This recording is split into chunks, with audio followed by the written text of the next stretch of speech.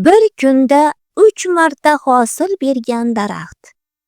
Anushirvon bir kuni ov bahonasida aylanib yurar ekan, yong'oq ekayotgan keksa bir cholni ko'rib qolibdi. "Hoy, otaxon, nima qilyapsiz?" degan ekan chol. "Yong'oq ekyapman", deb javob beribdi. Yong'oq kech hosilga kiradi. Shunday ekan, u qachon voyaga yetadi-yu, siz qachon uning mevasidan bahramand bo'lasiz? Men bu daraxtlarni o'zim uchun emas, orqamda qolayotgan bolalarim, nevaralarim uchun ekyapman.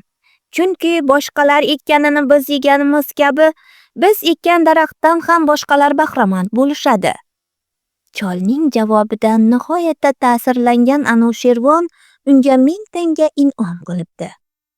"Siz menga mehnatingning samarasini ko'rasanmi, yo'qmi degan edingiz", debdi shunda qariya lutf qilib.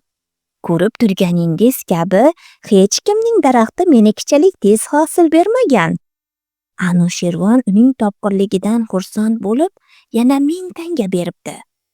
"Boshqalarning daraxti bir yilda bir marta hosil bersa, podshoh olamning nazari sharofati bilan mening daraxtim 2 marta hosil berdi", debdi bunga javoban chol.